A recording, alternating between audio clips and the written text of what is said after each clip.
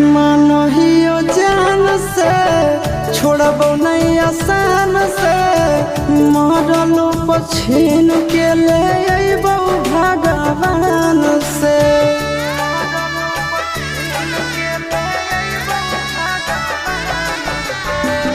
मानहियो जान से छोड़बो नहीं आसान से मरलो पछीन के ले अइबो भगवान से।